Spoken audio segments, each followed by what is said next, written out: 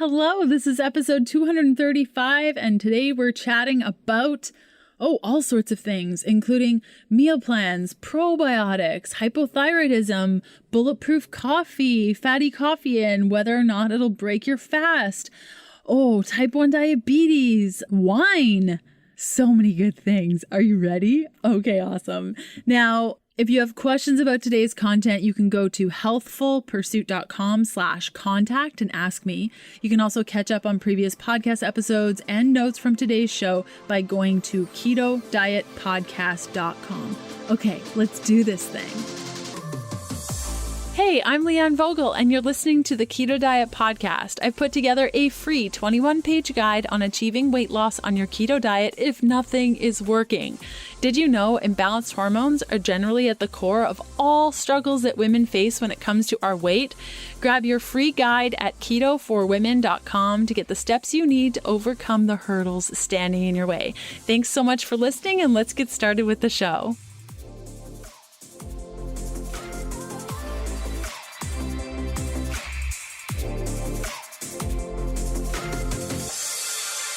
Okay, our first question is from Letitia.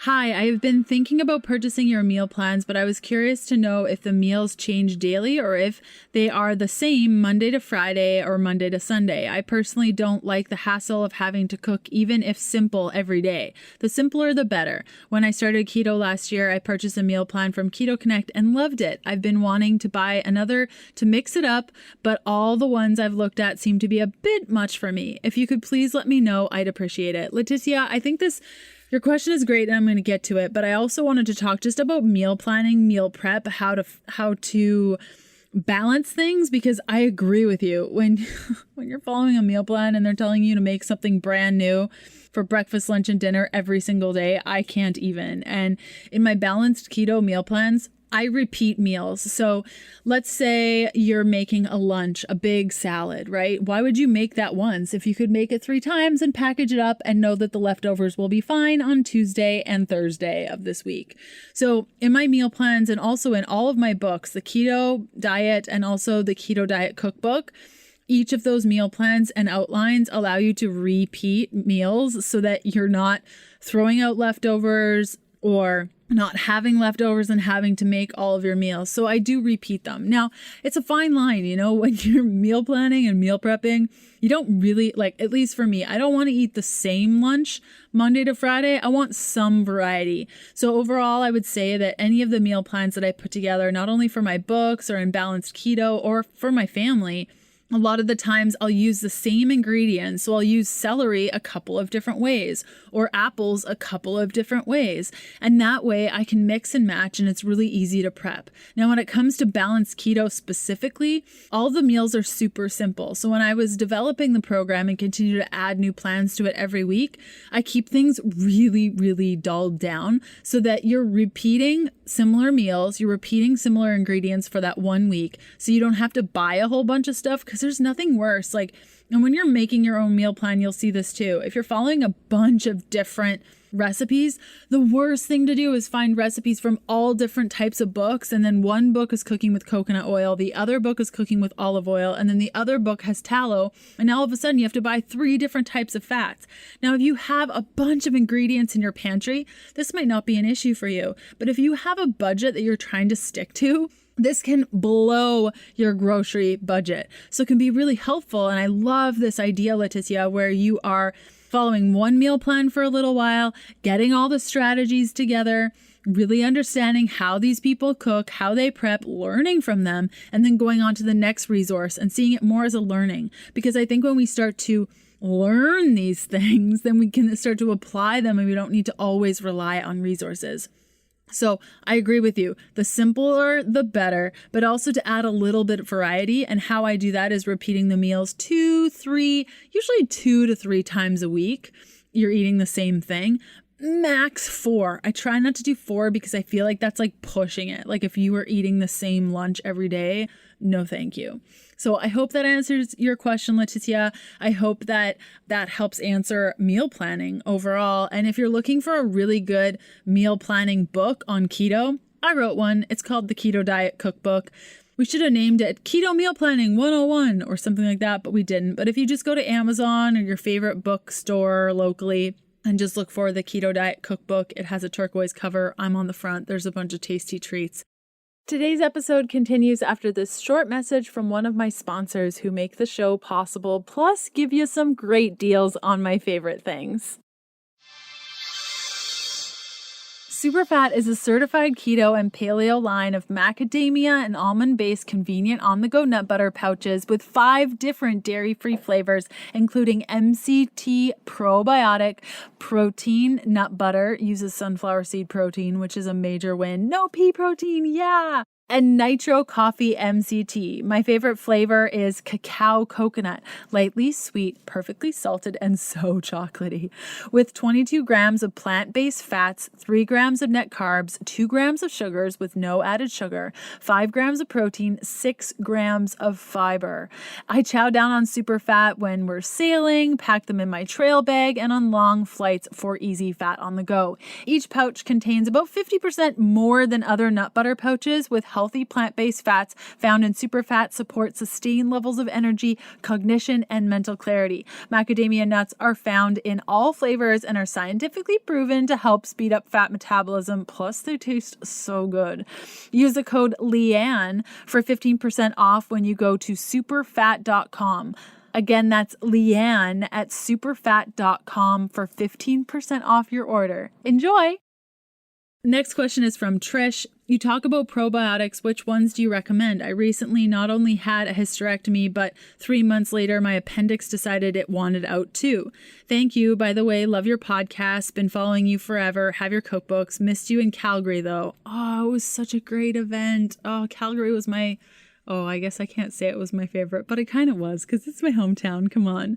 We just found your podcast. So awesome. Trish, thank you so much for following along and loving all the things. I hope you are on the mend and you're feeling really good and your body's healing. Probiotics. Okay. I think the key to a probiotic is trusting a reputable brand. And there are a couple of brands that I really know and love. The first is Wolf Clinic and the second is Renew Life. Ooh, I also have another one. Dr. O'Hara. Dr. O'Hara is another really good brand. So those 3 brands are my personal favorite. Now, I like to rotate my probiotics often. So as soon as I'm done with the Wolf Clinic one, I'll move over to the Dr. O'Hara one, and then I'll move over to the Renew Life, and then I'll repeat. And I really like the Dr. O'Hara brand because you don't have to refrigerate it. And as somebody who travels a whole bunch, putting my probiotics in the refrigerator, like I have a bottle of probiotic, Renew Life probiotics that say that it should be in the fridge. And if I put it in the fridge, I'll never remember to take it. So it sits out on the counter and I know I'm ruining everything. Another great thing is to make your own yogurt if you want to go that far. I make some in my Instant Pot and my pressure cooker. I really like it. It works really well for me. I use the probiotic starters and I add like way more than you probably should. And I get it really, really, really high. And I add that yogurt to everything. There's also a couple of amazing water kefirs that you can consume that are really great. Kavita is one of my favorite brands. There's also a new one. I can't remember the name of it. I bought it once and I really loved it from Whole Foods. It was unsweetened. Oh, I wish I could remember. And I should have bought some before we left for the Bahamas, but I just didn't. But look in the supplement section where they keep the probiotics, sometimes they have like probiotic supplements, and kefir is really good. Water kefir specifically because it's dairy free. So I hope that answers your question, Trish. Next question is from Tiffany. What does a low-carb diet do for your hypothyroidism? Okay, I've done a couple of podcast episodes on the thyroid that you might want to check out, Tiffany. The first one is episode 192, Why You Need to Care About Your Thyroid. That was a very, very, very good one. And then episode 222, The Nightmare of Going Off My Thyroid Medications. Definitely listen to that one. So those 2 resources should really help you. Now, I've found that as somebody with hypothyroidism, when I eat less carbohydrates, I do better. However, and I outlined this in my first book, The Keto Diet, when you are hypothyroid, you may require more carbohydrates than the 20 grams that is generally allotted for keto. So if you find that by reducing your carbohydrates down to 20 grams, you start to not feel so good, it could be because you need carb ups. If you are new to the carb up realm, welcome.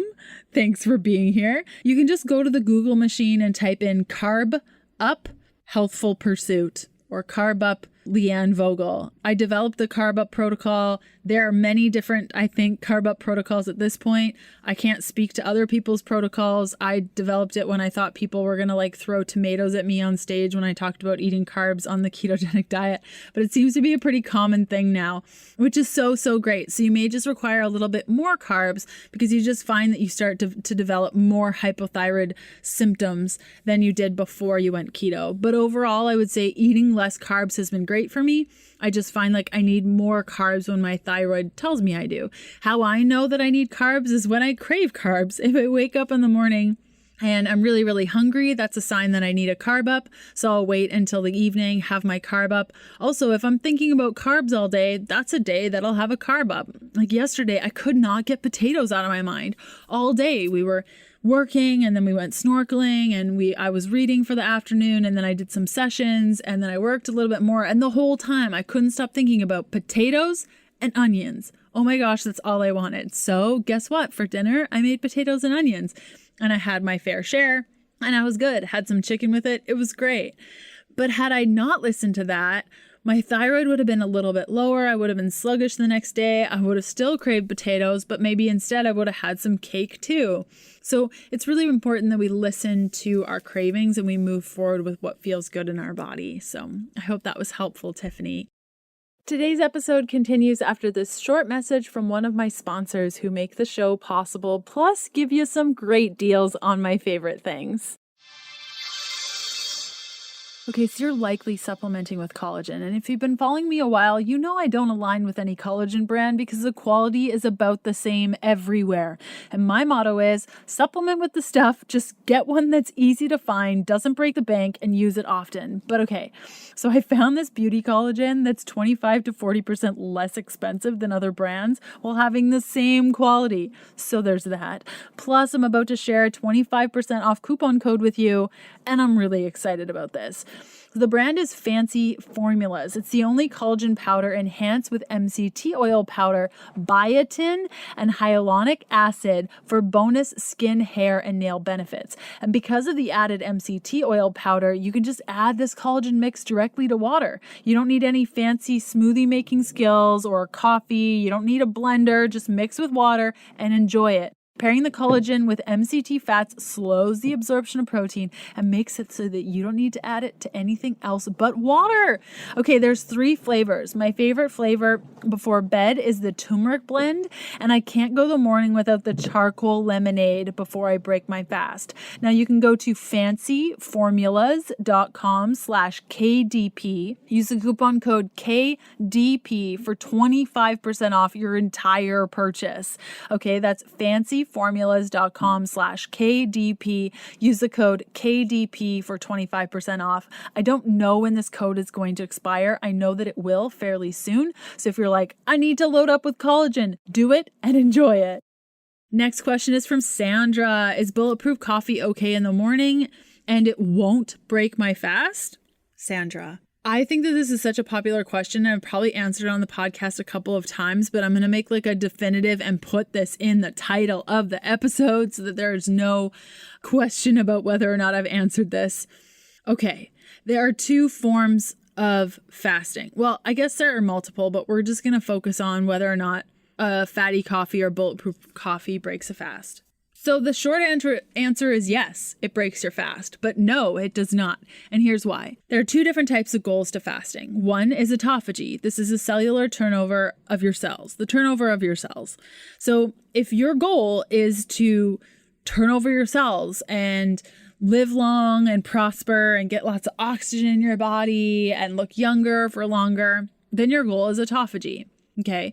If your goal is blood sugar regulation, then that's another goal. And just because you want, like, let's say you want both, you want to balance your blood sugar, also look great, turn over your cells, you get to choose. Some days go for the autophagy goal. Other days go for the blood sugar balancing goal. It doesn't have to be one or the other. So if your goal is autophagy, then you cannot have anything, nothing, 0 things while you're fasting. Water, and Earl Grey tea, because the bergamot oil actually stimulates autophagy. That's it. That's all. That's all you got. But if your goal is blood sugar regulation, then it's really just about balancing your blood sugar. And Bulletproof coffee should not boost your blood sugar. Neither would any fatty coffee or my rocket fuel latte. So if you're unsure of what a rocket fuel latte is, just go to the Google machine and type in rocket fuel latte. Bunch of recipes on there. I've done a whole bunch of recipes that you can use, from chocolate ones to eggnog ones to everything in between. So if your goal is blood sugar regulation, then all you need to worry about is balancing your blood sugar. Now, of course, if you eat a bunch of carbs in the morning, your blood sugar is not going to be balanced. But if you have a touch of fat, a little bit of protein, a tiny bit of carbohydrate, your blood sugar is going to maintain balance and it'll be totally okay. So to answer your question, it is kind of a double piece here. One is, yes, it's going to break your fast if your goal is autophagy, but no, it's not going to break your fast if your goal is blood sugar. So it really depends on what your goal is. And again, to reiterate, you can change goals. Monday, Wednesday, and Friday, it's autophagy. Tuesday, Thursday, Saturday, it's blood sugar regulation. You get to choose, you get to design it, see which one works best for you. Another thing you could try is do a whole week where you do, anytime you're fasting, you're doing an autophagy fast, where you're not having anything, maybe Earl Grey tea for that bergamot oil to help increase autophagy. And then the next week, you're doing a fatty coffee piece where every time you're fasting, maybe it's 2 times in the week, 4 times in the week, whatever it may be, you do a fatty coffee in the morning and you see which one makes you feel better. You may find that week 1 you felt better, week 2 you felt better. And also keep in mind your cycle. Sandra, if you are still menstruating, this is going to matter. Okay, I find that when I'm ovulating, I do better with fatty coffee fasts, where I'm having that fatty coffee in the morning, I'm waiting. Now on my period, I find that the more autophagy fast, where I'm not eating in the morning, feels better. But try it on. Note how you feel at different times in your cycle, because that will impact it. Okay, next question is from Amanda. Can you give insight as to why I can't get my ketones over 0.5 and they mostly run around 0.3? My carbs are 20 to 50 grams daily. I CrossFit and lift 3 to 5 times a week. I test my blood ketone meter. Help, I'm frustrated. Amanda, it's probably due to your workouts and when you're testing. If you're testing anywhere around your workouts, it could be that.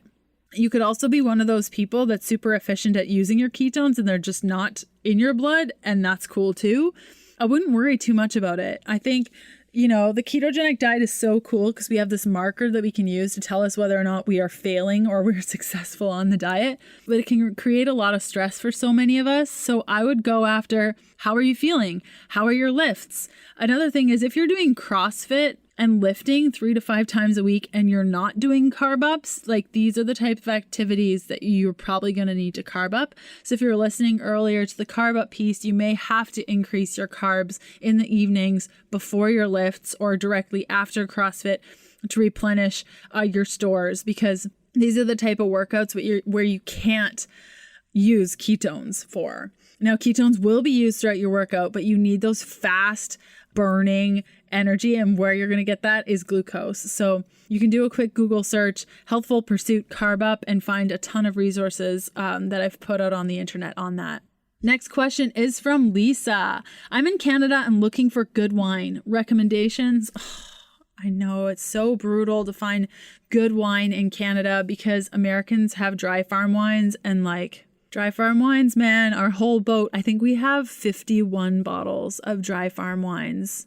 So if you haven't already listened to episode 85, you can head back on to 85 where we talk about wines. You can learn about wine, how you can still drink wine on your ketogenic diet. And then episode 112, we talk about wine as well. I clearly love wine a lot. However, dry farm wines is not available to Canadians. So what do? How do you look for a healthy wine? Well, the first one is the alcohol content. If you're looking at a bunch of different types of wine, go for the lowest alcohol content. That's the first bit. Then you can look for the word natural Any organic wines are going to be better. If you go to a wine store and you ask for a dry farmed wine and they know what you're talking about, like some of the good ones will know. You want to avoid cheap wine. Like any of the really cheap ones are going to have like horrible contaminants like arsenic in it. Now, when it comes to drinking wine, once you've found a good wine, like again, organic, low alcohol, natural, dry farmed, these are the words to be looking for. Now, when you get the wine, you've brought it home, try drinking it with food. It not only amplifies the flavor of the food that you're drinking with it, but allows for slower alcohol absorption, which gives you more time to deal with the fact that, alcohol is a toxin. So it takes your time with it. Also, adding water to your wine, mineral water, can help with the dehydration that we get when we're drinking wine. I love adding sparkling mineral water to my wine. It's delicious. Yes, red, white, I'll do anything. Also drinking it with tea. Sometimes I'll mix in tea. I know it's crazy. Tea with wine and make these like little shakers. It's really, really good. But I think the most important thing here is look for natural, organic, biodynamic, dry farmed, low sulfite, low alcohol. And if you're in the US, just go to dry farm wines because they're the best. If you go to healthfulpursuit.com/favorites, you can check out my favorite wine there and grab a bottle for yourself. Okay, last question. Rachel, as a type 1 diabetic, can I still do the ketogenic diet? I think when it comes to any health imbalances, or if you know of an imbalance that you have, it's best to chat with your doctor on that and find a doctor that specializes in the ketogenic diet with type 1 diabetes. But if I were type 1 diabetic and I found a doctor that specialized in keto, I would love to eat a ketogenic diet while being type 1. Okay, next up on the podcast, Sunday, March 1st, we have episode 236. We're going to be chatting with Kendra Hawley on how to customize without the guilt. Then Wednesday, March 4th, we have episode 237. Lesia Holzapfel is coming on the show and chatting about eating keto with a family. I will see you guys soon and have a great rest of your day. Bye.